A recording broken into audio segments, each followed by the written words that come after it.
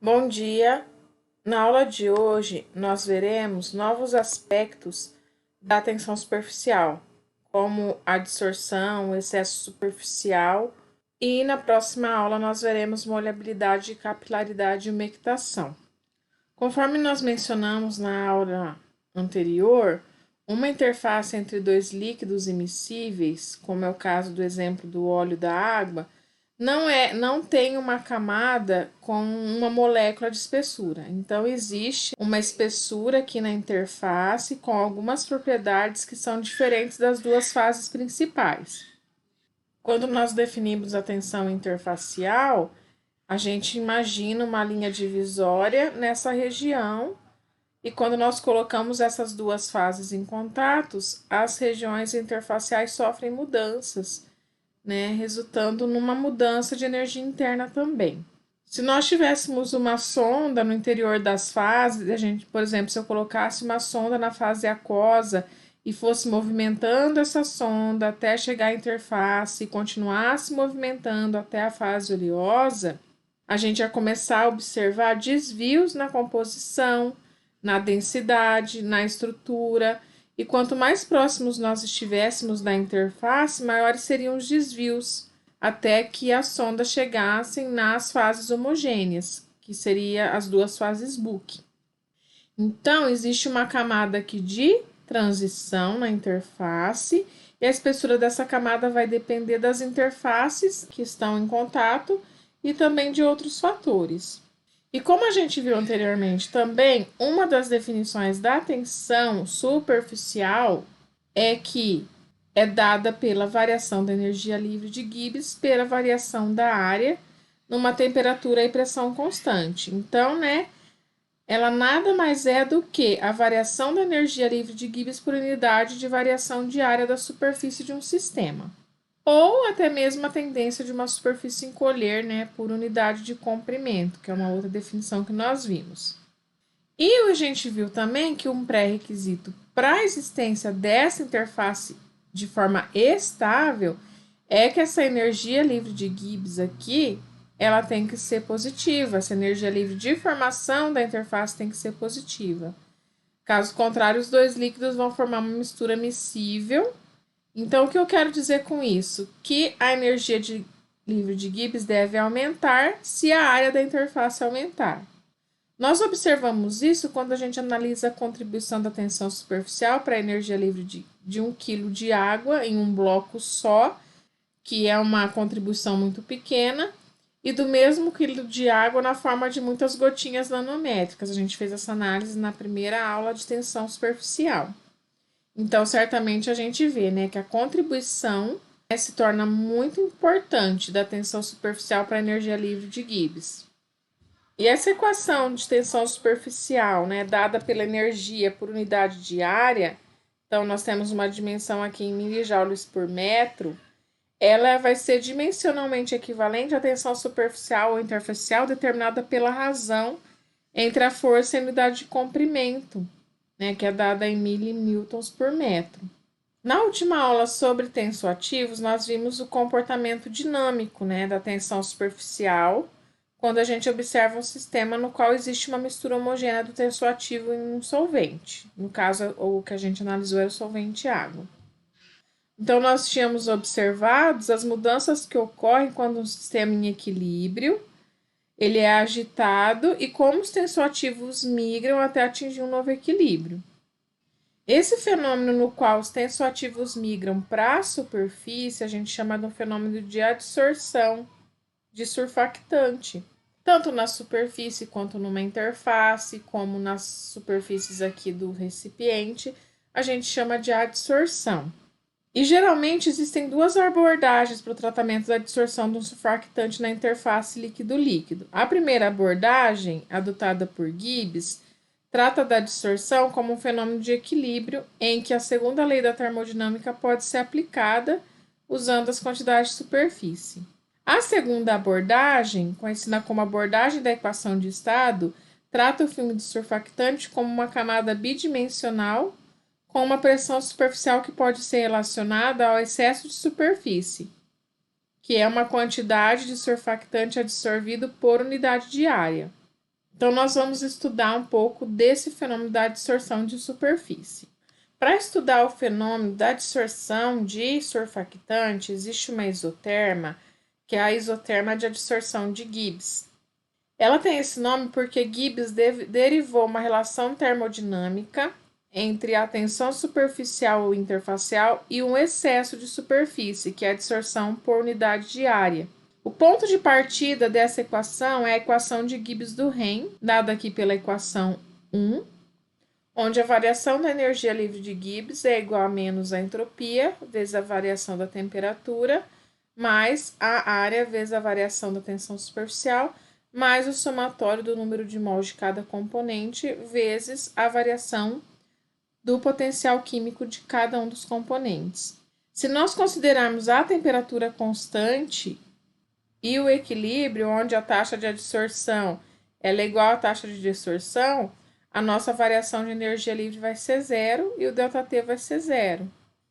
Isolando d gama, nós chegamos nessa equação. D gama é menos a somatória do produto dos números de mols vezes os potenciais químicos de cada componente pela área, o que é igual a essa segunda parte da direita da equação, onde a relação do número de mols pela área é o Gi, que é esse símbolo aqui, que é o chamado excesso superficial.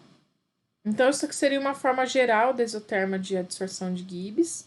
A variação da tensão superficial é igual a menos a somatória do Gi vezes o potencial químico de cada elemento.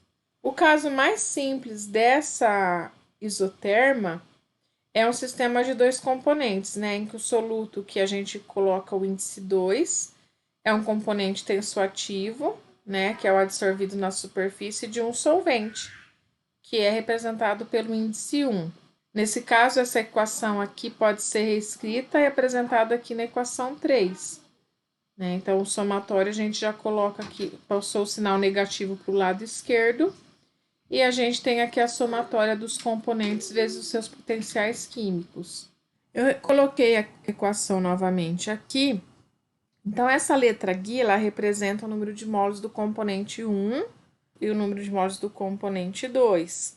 Então, se a gente pensar no componente 1 como solvente e no componente 2 como soluto, que é o nosso caso, o Gi do solvente vai ser igual a zero, já que o Gi é a adsorção em relação ao solvente. Então, a adsorção do solvente em relação ao solvente é zero. E a adsorção do soluto em relação ao solvente vai ser o Gi2. Então, nós vamos chegar nessa equação número 4. Então, que o Gi vai ficar Gi de 1 em 2. E a partir disso aqui, né, então nós temos que a variação da tensão superficial vai ser função do potencial químico. E o potencial químico, por sua vez, ele está relacionado à quantidade de soluto que nós temos na fase líquida. Então, nós temos aqui a atividade de soluto na fase líquida. Então, seria o potencial padrão mais a constante do gás vezes a temperatura, vezes a variação aqui com ln da atividade. Ou então, né, a variação do potencial químico do surfactante é igual a RT vezes a variação do ln da atividade do surfactante na solução. Essa atividade do surfactante na solução, ela é igual à concentração do surfactante vezes a fugacidade, ou a fração molar vezes a fugacidade. Então, quando eu isolo a variação aqui da tensão superficial, eu tenho que ela vai ser igual o Gi de 1 em 2 vezes RT dln de A2. E se eu isolo aqui o Gi de 1 e 2, eu tenho que é igual a menos 1 sobre RT vezes a variação da tensão superficial com a atividade, com ln da atividade. Se a gente pensar em soluções diluídas, o que acontece? A nossa fugacidade é igual a 1. Então, a nossa atividade se iguala à concentração. A atividade, né, do surfactante se iguala à concentração do surfactante. Essa aproximação é válida uma vez que a maioria dos surfactantes tem baixa concentração micelar crítica a adsorção será completa logo abaixo, né, desse valor de concentração micelar crítica atingida. Então, por que isso aqui é legal, essa equação número 8? Ela nos dá um meio de estimar a adsorção relativa do surfactante, que é o nosso soluto, na superfície, medindo apenas a inclinação da curva da tensão superficial como função do logaritmo natural da atividade. E como que isso é feito? Então, lembra do exoterma da adsorção de Gibbs? A equação da exoterma, então a gente consegue representar a exoterma dessa maneira. Quando a gente faz o estudo da variação da tensão superficial de uma determinada mistura, né, com a concentração de determinado surfactante, a gente observa então que a tensão superficial vai diminuindo com o incremento da adição de surfactante, até que atinge um ponto que é a nossa concentração micelar crítica, no qual a tensão superficial atinge o valor mínimo. Então, independente do incremento da adição de mais surfactante, essa tensão superficial não muda. Então, ela vai variar linearmente com o logaritmo da concentração nas proximidades de saturação da superfície. Quando ela estiver saturada, a tensão não deve mais variar. Então, o gráfico de tensão superficial em função do logaritmo da concentração deve se assemelhar com isso. Então, a gente tem aqui uma outra curva. Por que essa curva mudou de forma? Então, isso aqui seria algo ideal. Isso aqui é geralmente o que a gente encontra experimentalmente. Para concentrações menores aqui, a tensão superficial tende a convergir para a tensão superficial do solvente puro.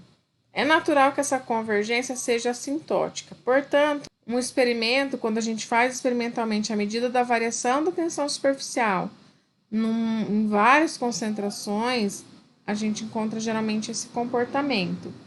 Nas proximidades da concentração micelar crítica, a tensão superficial diminui com a concentração na taxa de menos RT vezes o Gui.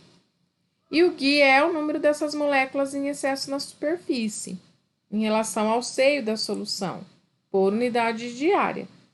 Então, quando a gente tem, por exemplo, um surfactante pouco solúvel, o que vai acontecer? As moléculas do surfactante vão se concentrar muito mais preferencialmente na superfície. E praticamente não vai ter molécula de surfactante no seio da solução, até que seja alcançado CMC. Então, portanto, o Gui, que é o nosso excesso superficial, é simplesmente a densidade superficial de surfactante. É o número de surfactante por unidade de área. Então, muitas vezes é possível, né? É trivial a gente calcular a área ocupada por cada molécula de surfactante na superfície, usando dados experimentais desse tipo. Aqui nós temos dados reais, tá? Eu tirei do livro do Goodwin. Nesse caso aqui, o surfactante ele é o brometo de hexadesil trimetilamônio, que é o C16-Tab. Esse surfactante consiste numa cadeia linear alifática de 16 carbonos e tem o grupo quaternário de amônio como grupo terminal na extremidade. Esse grupo terminal iônico ele vai carregar uma carga positiva e ele é fortemente solvatado. Então, a longa cadeia alifática ela é transportada para a solução em água, devido a essa solvatação forte dessa cabeça polar deste surfactante. Só para relembrar, os surfactantes eles são moléculas que têm uma estrutura química que torna particularmente favorável que eles residam nas interfaces. Então, por isso que eles chamam, né, tensoativos, surfactantes. E eles são moléculas que estão frequentemente como componentes de sistemas coloidais. Então, por exemplo, nos produtos que vocês vão desenvolver, muito provavelmente na formulação tem que haver um surfactante. Pode ser sintetizado ou de ocorrência natural. Então, é de importância vital saber que eles residem na interface desses sistemas. E essa taxa de variação da tensão superficial com o logaritmo da atividade dá uma estimativa da quantidade desse soluto que está dissolvido na interface. Nós usamos essa equação com as concentrações em mol por litro, pois é que às vezes aparece em mol por decímetro cúbico, que é o litro também, tá? Mesmo que as concentrações das soluções elas sejam baixas, nós temos que usar, né? Então, geralmente os CMCs, as concentrações micelares críticas, variam aí de 10 a menos 5 a 10 a menos 3 mol por litro. Quando existem assim vários componentes presentes na mistura, então aqui a gente tem para 2 componentes a equação, né? Mas aí a álgebra complica-se bastante quando temos mais de 2 componentes, quando temos vários componentes. Existe um livro que é o livro do Everett, que é essa referência aqui de 1988, que trata essas expressões mais claramente, expressões mais complicadas para sistemas de mais componentes. Bem, no caso desse gráfico, então, nós observamos, né, que a tensão superficial vai diminuindo até uma concentração, o CMC desse gráfico é 9 vezes 10 a menos 4 mol por litro. Então, essa curva aqui, ela é quase paralela ao eixo X, a gente observa ela tem uma pequena inclinação. Esse ponto, então, que ocorre essa mudança brusca aqui da inclinação é a concentração micelar crítica, o CMC. A gente já falou na aula passada sobre o CMC, como ele acontece, como que é o comportamento dos tensoativos de solução, por que que ocorre, o que que ocorre, qual o fenômeno que ocorre quando é atingido o CMC. Mas hoje nós vamos nos concentrar mais na primeira seção dessa curva. Então, a primeira coisa que a gente tem que reconhecer aqui é que nós estamos usando concentração molar e não atividade.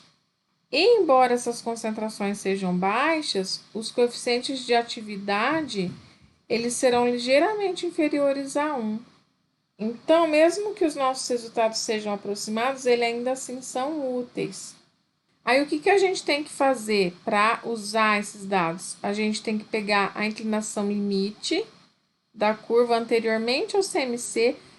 Tem várias inclinações essa curva, né? Mas a gente tem que pegar aqui o limite do CMC, essa inclinação aqui, e usar esses dados de inclinação para calcular aqui na equação qual é o valor do GI1 e de 2. Aqui nós temos uma outra representação de excesso superficial. A curva vocês vão ver que ela tem um formato diferente. Aqui não é um tensoativo que está sendo usado, é o etanol. Então, é um solvente orgânico em água. Então, a água começa em 72. Né? Os dados experimentais são representados aqui pelos pontinhos ligados por uma curva. Então, nesse caso aqui, esperava-se que a tensão superficial tivesse um valor, quando na verdade, né? Então, se eu pego o valor puro da tensão superficial da água, o valor puro do etanol e traçasse uma reta, a gente esperava que as misturas tivessem esses valores de tensão superficial da reta. Mas a tensão superficial real dos dados experimentais foi muito menor que esses dados reais. E a diferença dessas concentrações do composto, né, do etanol no caso, na superfície da sua concentração na solução, a gente chama de excesso superficial. Aqui nós temos novamente, né, a equação do Gui, que a gente fez a derivação dela. Então, é a mesma relação, mesma equação. E o que eu quero mostrar aqui é que o excesso superficial, né, se ele for expresso em micromol por metro quadrado, a gente calcula, então, podemos calcular a área ocupada da superfície. Então, a área da molécula, né, em angstroms pela molécula vai ser 1000 dividido por 6,02 vezes o excesso superficial. Isso se ele estiver expresso nessa unidade aqui dimensional, micromol por metro quadrado. Então, aqui a gente consegue definir qual que é a área ocupada da superfície. Então, qual que é o tamanho, né, que essa molécula está ocupando na superfície. Lembra que nós falamos na outra aula que dependendo do tamanho da molécula, ela vai influenciar mais ou menos na diminuição da tensão superficial. Nós falamos sobre a carga, a influência da carga da molécula. Nós falamos um pouco também das cadeias hidrocarbonadas, né, que podem ter ramificações, que podem se enraizar quando é o caso de uma micela. E agora a gente vai resolver um exercício tentando implementar isso que a gente viu agora na aula, o uso dessas equações para resolver um exercício.